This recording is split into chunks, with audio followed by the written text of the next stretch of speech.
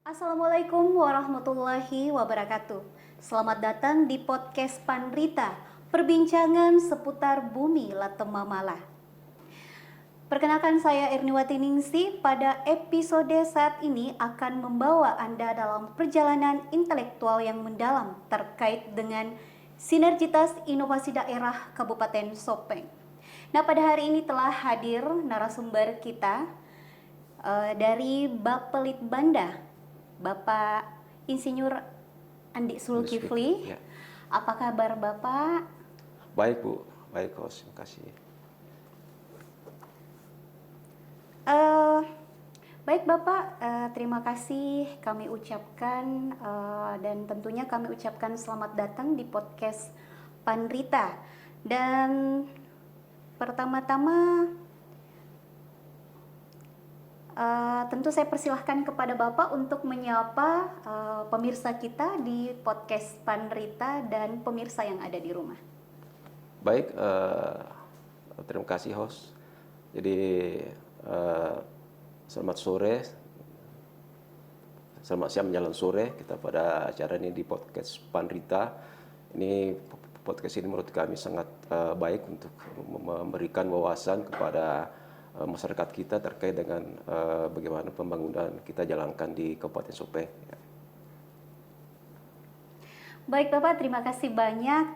Pertama-tama bisa dijelaskan apa itu indikator makro pembangunan? Jadi baik, jadi indikator makro pembangunan daerah itu sesungguhnya merupakan ukuran-ukuran statistik yang biasa kita pakai untuk menilai tingkat pembangunan atau tingkat kemajuan dari suatu negara atau suatu daerah. Jadi indikator ini banyak sekali elemennya, ya. Jadi dari sisi ekonomi dan juga dari sisi sosial. Ya, baik Bapak, terima kasih banyak.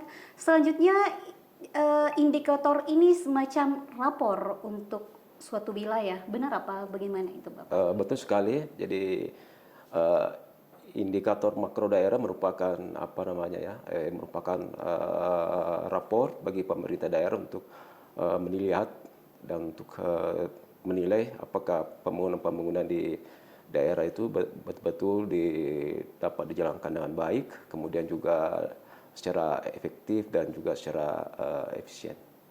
Baik Bapak. Selanjutnya, apa saja indikator yang paling sering digunakan untuk mengukur pembangunan? Ada beberapa memang indikator yang sering kita pakai di dalam untuk mengukur kemajuan suatu daerah bahkan negara. Yang pertama tentu terkait dengan PDB. Jadi ada namanya PDB itu, jadi produk domestik bruto. Jadi PDB ini merupakan ukuran-ukuran ekonomi atau pertumbuhan ekonomi. Kemudian yang indikator-indikator lainnya seperti misalnya indeks pembangunan manusia. Jadi indeks pembangunan manusia ini lebih mengukur persoalan-persoalan kesejahteraan masyarakat, baik dari sisi pendidikan, dari sisi kesehatan, kemudian juga dari sisi daya beli. Kemudian indikator lainnya misalnya dengan indikator tingkat kemiskinan. Ini untuk melihat tingkat kemiskinan dalam suatu wilayah. Kemudian ada juga indikator makro daerah yang sering kita sebut dengan Gini rasio atau ini indikator ini untuk mengukur ketimpangan pendapatan antara masyarakat yang miskin kemudian juga dengan masyarakat yang kaya. Lalu yang terakhir ada indikator pengangguran terbuka. Jadi pengangguran terbuka ini merupakan indikator untuk menilai atau untuk mengukur tingkat pengangguran aktif dalam suatu daerah dalam suatu waktu tertentu. Oh iya, Bapak, Kira terima kasih. Iya, terima kasih banyak Bapak. Selanjutnya mungkin di sini kita bisa berbagi lagi dengan pemirsa kita terkait apa saja indikator yang paling sering digunakan untuk mengukur pembangunan. Ya, jadi seperti tadi kami sampaikan di awal bahwa ada 6 indikator makro yang sering kita pakai sebagai alat ukur untuk melihat kemajuan suatu negara atau suatu daerah.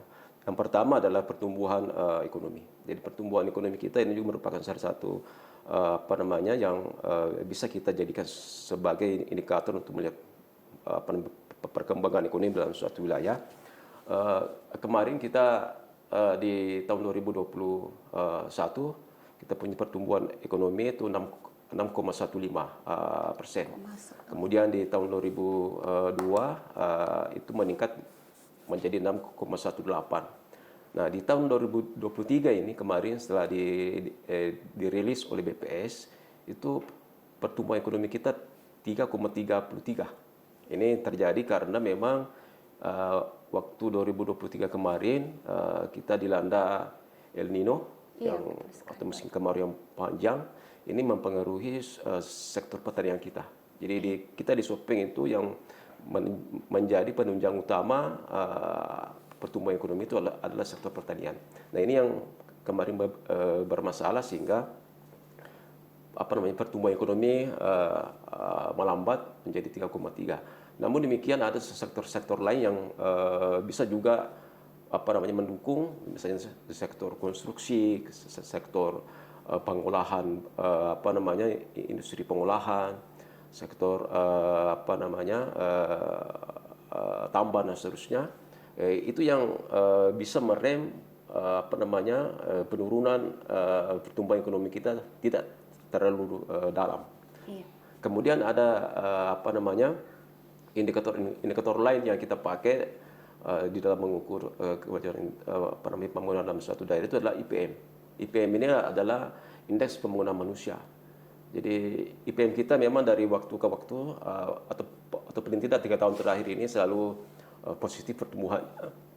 Kemarin kita di 2021 kita IPM kita 68,9, kemudian di 2022 bertumbuh menjadi 69,7, dan terakhir ini 2023 kemarin telah dirilis oleh BPS itu 70,5. Jadi IPM kita itu trennya bagus. Nah, IPM ini sangat ditentukan oleh tingkat kesehatan, tingkat pendidikan, dan juga daya beli masyarakat. Jadi dari sisi itu IPM kita sebetulnya trennya positif untuk berkembang. Lalu yang lainnya pendapatan per kapita ini juga menjadi ukuran-ukuran makro daerah. Di tahun 2021 kemarin kita punya pendapatan per kapita itu masih 52 juta per tahun. 52 per kapita. Kemudian di 2022 kita sudah di 58 juta. Ini 2023 ini sudah 62,8 juta. Jadi pendapatan masyarakat sesungguhnya itu meningkat dari waktu ke waktu. Kemudian juga Gini rasio, jadi ini ketimpangan pendapatan antara miskin dan kaya. Sebetulnya Gini rasio ini merupakan juga alat ukur untuk melihat apakah pendapatan di Sopeng ini ada ketimpangan antara si kaya dan si miskin. Betul, Alhamdulillah selama beberapa waktu terakhir ini kita berada di bawah moderat, artinya mendekati 0, jadi 0,39. Artinya angka itu merupakan angka yang bagus karena sesungguhnya makin dekat dengan 0 makin bagus kondisi daerah kita. Jadi ketimpangan itu kurang. Nah, kita di Sopeng seperti itu. Kemudian yang lainnya persentase kemiskinan kemarin 2021 sebesar 7,5%, kemudian kita meningkat lagi menjadi 7,49. Jadi harapan kita dari waktu ke waktu persentase kemiskinan itu semakin menurun. Itu yang kita harapkan, dan sekarang kita di posisi 7,48. Kemudian tingkat pengangguran terbuka awalnya di 2021 itu 3,92, kemudian kita turunkan lagi menjadi 3,4, dan kemarin kita justru ada kenaikan lagi penganggurannya di 4,34. Ini terjadi karena kemarin itu berkaitan dengan kondisi pertanian kita yang mengalami kegagalan panen lebih dari ribuan hektar itu kemarin akibat El Nino. Kita tidak bisa memanen hasil pertanian kita, dan masyarakat banyak yang rugi dari itu. Dan ini juga terjadi, pengangguran terbuka juga terjadi akibat adanya pertumbuhan penduduk yang tidak sebanding dengan uh, pembukaan lapangan kerja. Iya, Itu Bapak. yang kira-kira merupakan capaian-capaian yang kita bisa dapat, kita bisa capai untuk beberapa tahun kemarin ini, diukur dari indeks pembangunan makro daerah. Iya, Bapak. Luar biasa sekali pemaparan yang sangat detail. Selanjutnya tadi ada 6 indikator utama. Nah, selanjutnya bagaimana dengan capaian-capaian indikator tersebut di Kabupaten Sopeng, Bapak? Jadi seperti tadi saya sampaikan bahwa angka-angkanya tadi sudah kami sebutkan dari waktu ke waktu ada tren peningkatan. Namun demikian memang untuk 2024 ini memang kita fokus untuk kegiatan yang diarahkan untuk pemulihan ekonomi. Iya. Jadi pemulihan ekonomi tadi kita turun di 3,3, kita upayakan untuk meningkat lagi di tahun 2024 ini. Kemudian yang kedua, prioritas kita yang kedua adalah untuk meningkatkan daya saing daerah. Iya. Jadi bagaimana infrastruktur kita bangun di daerah, baik itu infrastruktur transportasi, infrastruktur yang terkait dengan pendidikan, kesehatan, kemudian juga UMKM, kemudian juga di pertanian, sarana prasarana irigasi, dan mereka juga di peternakan. Itulah yang kita akan fokus di 2024 ini. Iya. Dan terlebih lagi ada program-program strategis oleh pemerintah pusat yang harus juga kita lakukan di daerah, yaitu terkait dengan isu-isu stunting, Iya, kemiskinan, juga inflasi. Jadi itulah yang kita lakukan. luar biasa sekali, Bapak. Selanjutnya dari semua indikator itu, mana yang menurut Anda paling penting untuk tahun 2024? Ya, jadi yang menjadi prioritas utama tadi seperti kami sampaikan tetap adalah pemulihan ekonomi. Jadi kita ingin targetkan lagi ke depan 2024 ini supaya kita punya ekonomi kita bisa meningkat lagi, karena mudah-mudahan aspek-aspek yang bisa menghambat pertumbuhan ekonomi itu kita bisa tekan sedemikian rupa sehingga usaha-usaha masyarakat itu bisa lebih berkembang lagi. Kemudian yang kedua terkait dengan tingkat daya saing daerah. Iya. Jadi bagaimana daya saing daerah itu kita tingkatkan baik dari sisi infrastruktur maupun dari sisi ekonomi, dan juga bagaimana daerah ini kita bisa menciptakan rasa aman dan tertib di masyarakat kita, sehingga masyarakat itu lebih bisa lagi berusaha dengan baik, tenang dan seterusnya, sehingga diharapkan pendapatan mereka bisa lebih meningkat lagi. Dan yang fokus terakhir memang adalah untuk meningkatkan kesejahteraan masyarakat. Iya. Itulah yang menjadi prioritas kita untuk tahun 2024 ini. Jadi prioritas untuk 2024 ini bagaimana meningkatkan kesejahteraan masyarakat. Baik Bapak, selanjutnya untuk melakukan akselerasi atas prioritas pembangunan yang disebutkan sebelumnya, upaya apa saja yang dilakukan oleh pemerintah daerah? Tentu banyak sekali upaya-upaya yang kita lakukan. Pak Bupati dorong agar masing-masing SKPD bekerja sesuai dengan tupoksi masing-masing, sesuai dengan kewenangan masing-masing, berdasarkan rencana jangka menengah yang kita sudah susun. Antara lain misalnya kita ingin mencoba agar infrastruktur daerah itu semakin bagus. Jadi bagaimana kita bisa membangun jalan sebagai pembuka akses dari sumber-sumber ekonomi yang ada di desa-desa, dan untuk juga kenyamanan distribusi barang dan jasa di tengah-tengah masyarakat. Kemudian juga infrastruktur itu bisa juga terkait dengan infrastruktur pertanian. Bagaimana jalan tani kita bangun untuk kebutuhan petani, bagaimana saluran-saluran irigasi kita perbaiki, kita bangun, agar bagaimana petani bisa setiap saat untuk bertanam dalam rangka untuk usaha tani mereka, jadi mereka tidak terganggu akan kekurangan air dan seterusnya. Kemudian dari sektor pendidikan juga begitu, kita selalu melakukan upaya-upaya perbaikan di bidang pendidikan, baik dari sisi bangunan gedungnya, kemudian juga kapasitas pengajar, guru-guru dan seterusnya, itu kita selalu perbaiki. Kemudian juga dari sisi kesehatan, bagaimana agar upaya-upaya kesehatan dasar di masyarakat itu betul-betul kita bisa dorong lebih jauh lagi, misalnya promosi kesehatan, Iya, kemudian betul juga sekali, ada Bapak. upaya-upaya preventif, kemudian juga ada upaya-upaya kuratif, dan ada juga upaya-upaya rehabilitasi kesehatan. Itulah yang merupakan kesehatan dasar yang terus didorong, terus diupayakan ke depan agar betul-betul masyarakat itu merasa dilayani. Kita dekatkan masyarakat di sumber-sumber, di apa namanya, di apa namanya, lembaga-lembaga atau aspek-aspek atau pelayanan kesehatan. Kita dekatkan masyarakat ke situ supaya masyarakat tidak cepat dilayani ketika ada masalah kesehatan yang dialami oleh masyarakat.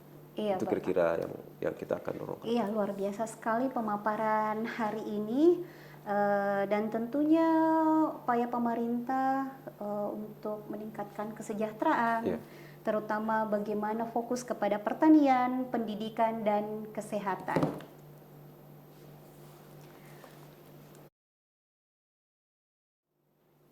Baik Bapak, terima kasih banyak. Tadi kita sudah membahas tentang capaian makro pembangunan daerah. Nah, selanjutnya kita akan membahas tentang sinergitas inovasi daerah. Baik, untuk pertanyaan pertama dari kami, bisa dijelaskan mengapa sinergitas inovasi penting untuk Kabupaten Sopeng? Baik, terima kasih. Jadi apa namanya, sinergitas inovasi daerah itu penting.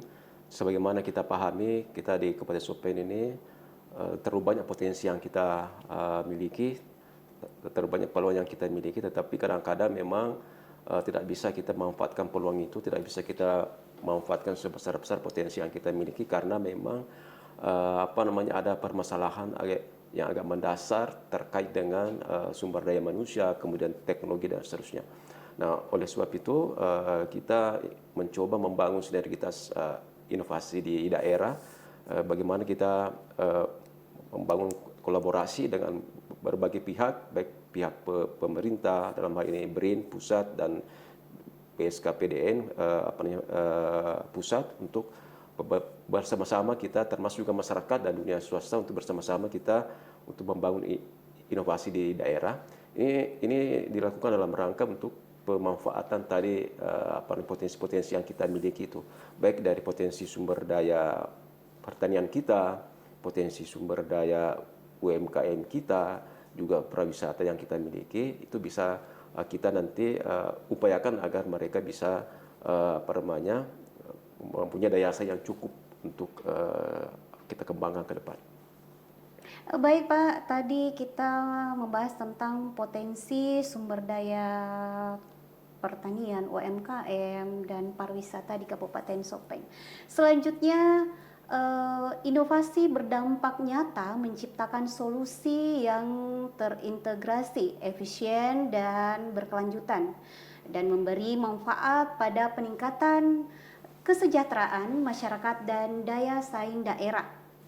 Bisa dijelaskan potensi inovasi yang dapat disinergikan di Kabupaten Sopeng? Ya. Jadi apa namanya, untuk mendorong ekosistem inovasi di daerah, memang ada beberapa sinergitas inovasi daerah yang bisa kita dorong, potensinya kita bisa dorong, antara lain misalnya dari sisi apa namanya, sektor tanaman pangan. Jadi ada upaya teknologi di sana untuk irigasi cerdas, jadi melalui Internet of Things. Jadi ada apa namanya, sementara dibangun sekarang inovasi irigasi cerdas istilahnya, dengan memanfaatkan internet. Kemudian yang kedua, masih di sektor pertanian kita apa namanya, pengembangan pupuk organik dengan memanfaatkan apa namanya, sumber-sumber atau limbah-limbah lokal yang ada di sekitar kita. Jadi limbah-limbah lokal ini biasa tidak dimanfaatkan dan dibuang saja seperti itu, tetapi dengan upaya inovatif ini kita bisa memanfaatkan limbah-limbah lokal itu menjadi bahan yang berguna, terutama bagi teman-teman kita yang bergelut di sektor pertanian. Kemudian yang kedua, dari sektor pariwisata misalnya, kita mencoba membangun virtual tours untuk destinasi wisata.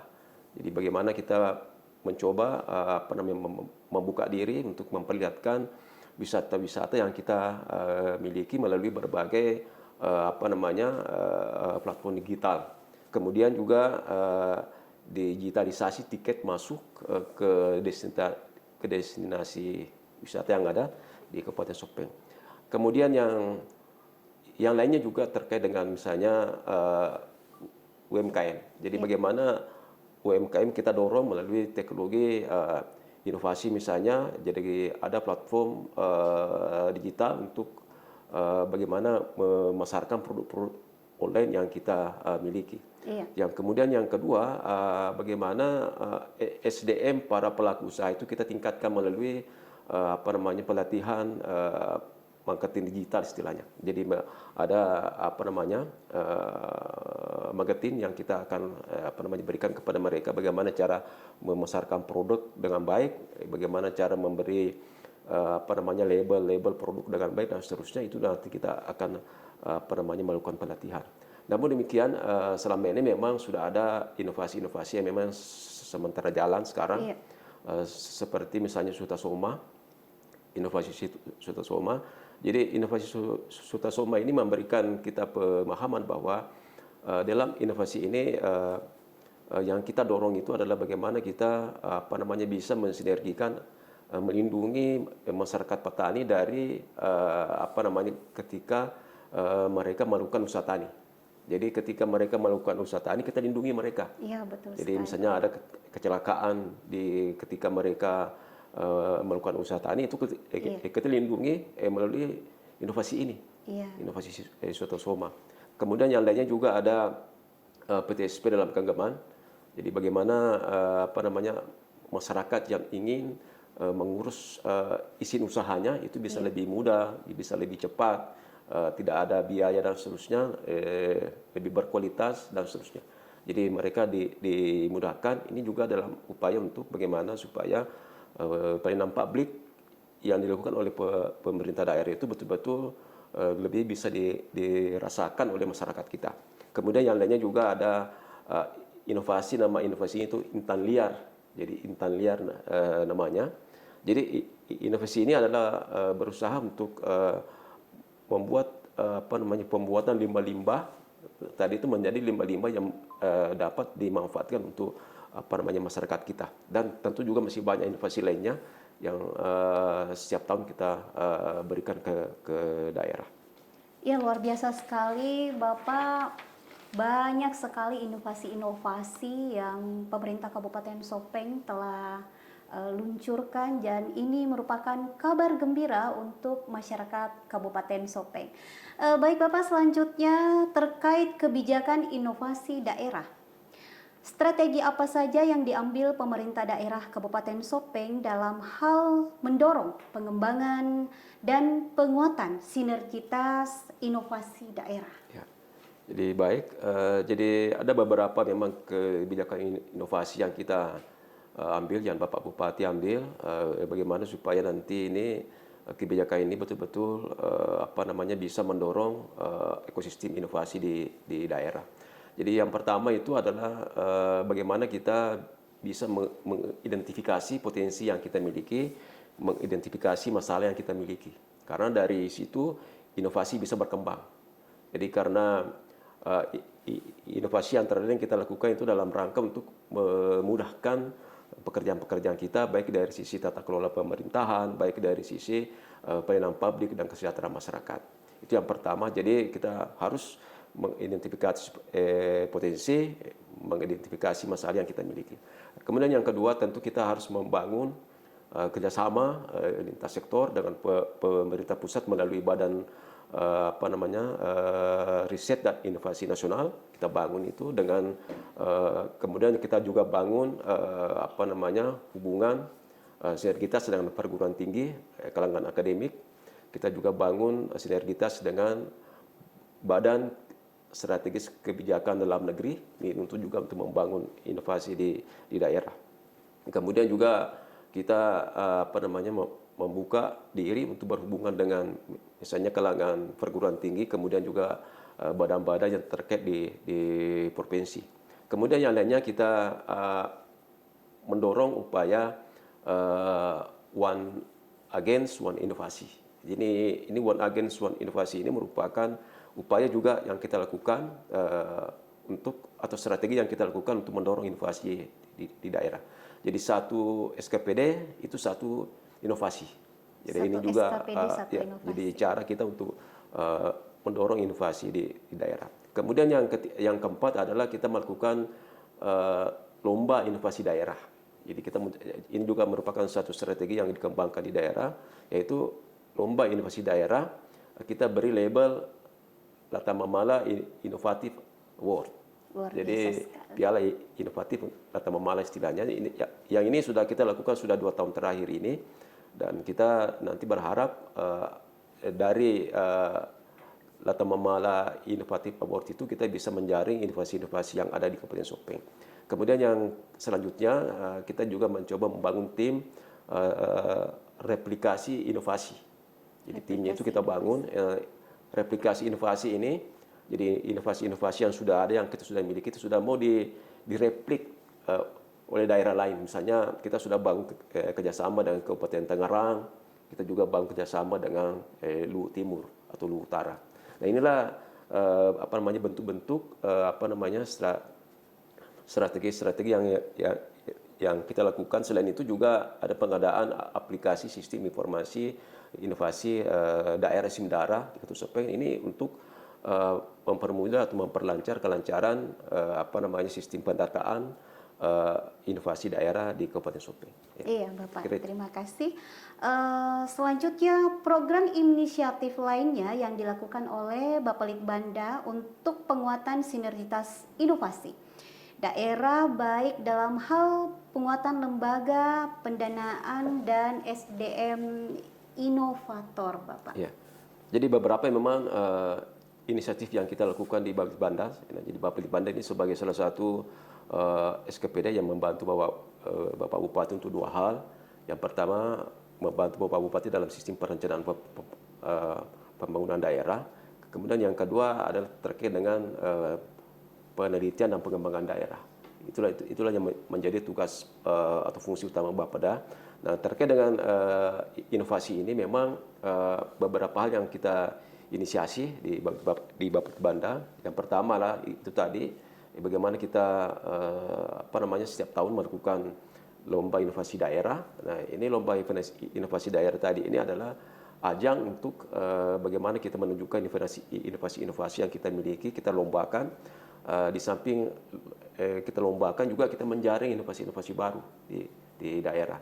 Dan inovasi-inovasi baru ini juga menjadi nanti bagian untuk pelaporan indeks inovasi daerah melalui BSKDN. Kemudian yang kedua, kita kita melakukan pendampingan inovasi untuk teman-teman di SKPD. Jadi bagaimana mulai dari tahapan inisiasi inovasi, kemudian juga uji coba inovasi, dan juga ada penerapan inovasi. Itu kita lakukan pendampingan. Kemudian yang lainnya adalah bimbingan teknis atau coaching dalam rangka membangun, dalam rangka merancang bangun sebuah inovasi. Itu kita lakukan coaching planning. Kemudian yang terakhir juga kita inisiasikan untuk bagaimana setiap saat kita bisa meningkatkan kemampuan para inovator. Ini kemampuan inovator ini kita melakukan bimbingan teknis berupa coaching, bagaimana kita merancang bangun sebuah inovasi. Kemudian yang kedua kita melakukan workshop inovasi. Jadi kita panggil semua inovator yang ada di Sopeng ini, yang ada di pendidikan, yang ada di kesehatan, kemudian juga yang ada di UMKM dan seterusnya. Kita panggil semua untuk ikut workshop inovasi. Jadi narasumbernya itu dari BRIN, Badan Riset Inovasi Daerah, ada juga dari Pusat Strategi Kebijakan Dalam Negeri. Kita juga panggil untuk memberikan pemahaman, untuk memberikan wawasan kepada inovator-inovator itu agar mereka bisa lebih greget lagi untuk berusaha memunculkan ide-ide baru, gagasan-gagasan baru untuk pengembangan inovasi ke depan.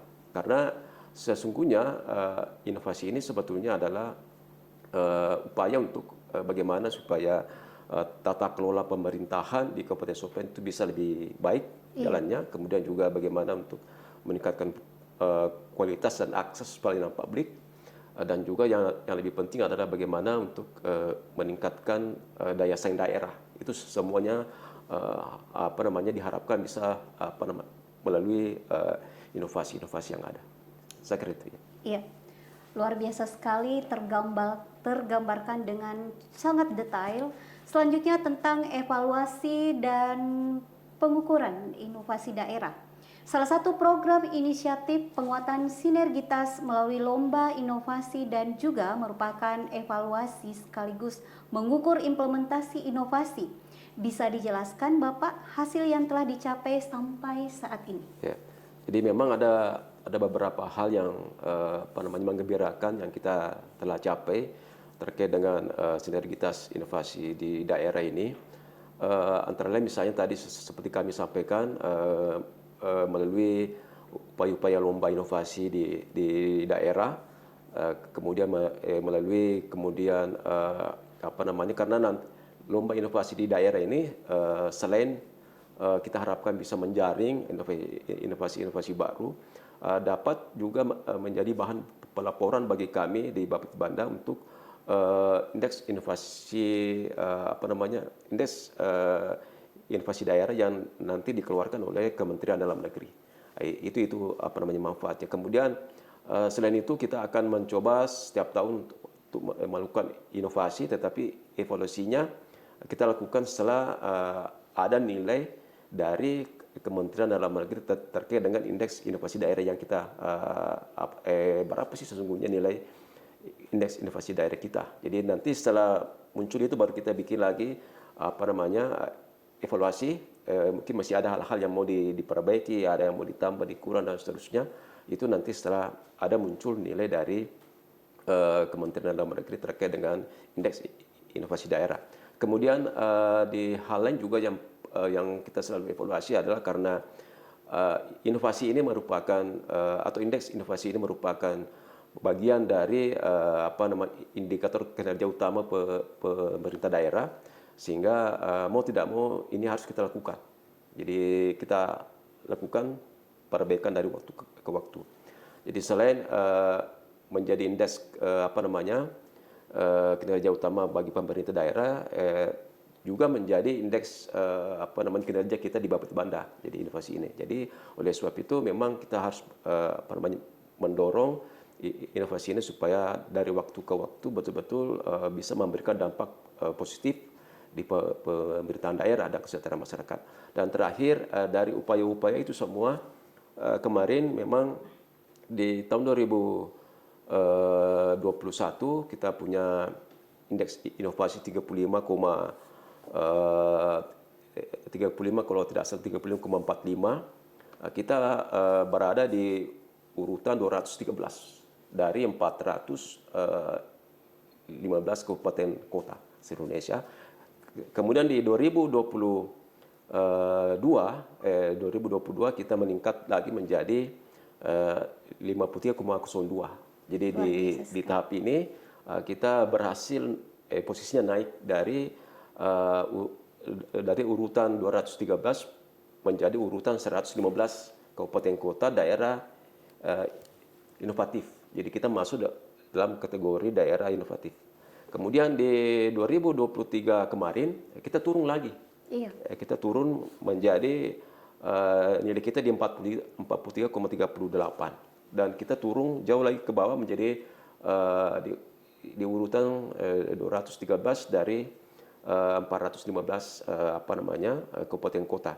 Nah, 2024 ini karena kemarin kita melakukan evaluasi dari berbagai sisi, apa sih sesungguhnya yang menjadi kekurangan kita selama ini dalam mendorong inovasi daerah. Kita perbaiki semua itu, dan alhamdulillah di tahun 2024 ini telah dirilis nilainya. Kita berhasil masuk dalam daerah kabupaten kota paling inovatif. Oh, luar biasa sekali. Di Indonesia. Jadi dari urutan dari urutan 115 kemarin kita menjadi urutan 49 daerah inovatif. Jadi peningkatannya jauh sekali ke atas. Jadi kita dari daerah inovatif kita menjadi daerah paling inovatif. Nah, ke depan ini ke 2025 ke depan lagi kita mencoba masuk dalam suatu segmen daerah terinovatif di Indonesia. Itulah yang salah satu nanti pekerjaan rumah yang kita ingin dorong, kita ingin upayakan ke depan supaya nanti kita bisa lagi bergeser ke apa namanya menjadi daerah terinovatif di seluruh Indonesia. Nah, sekarang ini alhamdulillah berkat dorongan Bapak Bupati, Pak Wakil Bupati dan semua pihak yang apa namanya yang kerjasamanya sehingga nilai kita yang kemarin 43,38 basis point itu di tahun 2023 meningkat menjadi 64,38. Jadi peningkatannya naik. Nah, ini tentu apa namanya kabar gembira yang apa namanya di akhir-akhir masa pemerintahan Bapak Bupati, dan di sana nanti kita akan lanjutkan ini bagaimana supaya nanti bisa masuk dalam daerah terinovasi di apa namanya di Indonesia. Dan kami dapat sampaikan juga bahwa di Sulsel ini hanya 2 kabupaten yang bisa dikategorikan sebagai kabupaten paling inovatif. Jadi yang pertama Sopeng, Iya, kemudian yang kedua Pangkajene. Jadi Kabupaten Sopeng pertama, Kabupaten Pangkajene kedua.